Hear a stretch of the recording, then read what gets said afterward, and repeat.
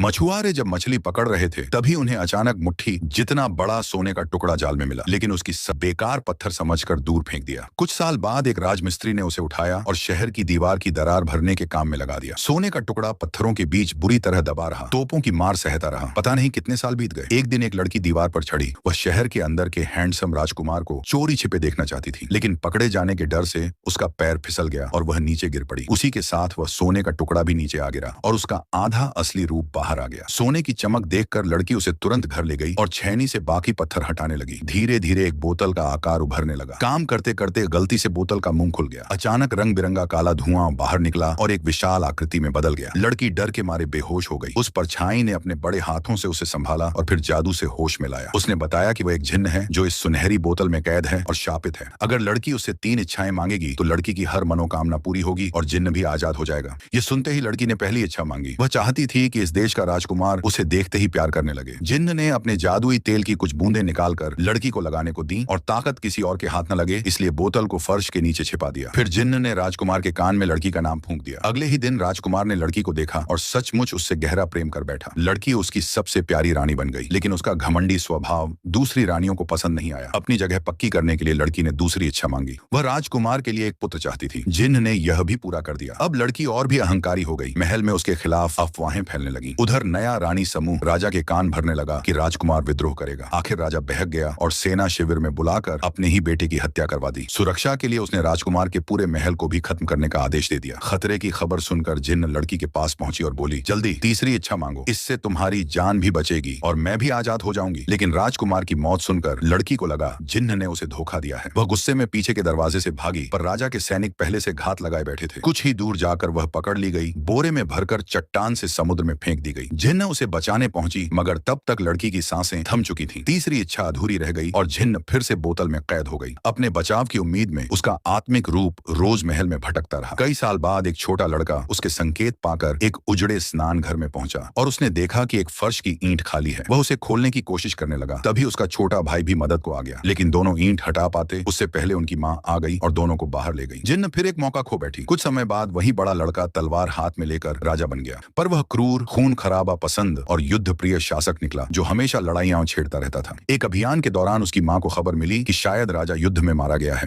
वंश चलाने के लिए उसने कम अक्ल वाले छोटे भाई को गद्दी पर बैठा दिया और उसने जो तरीका अपनाया वह सबको चौंका देने वाला था।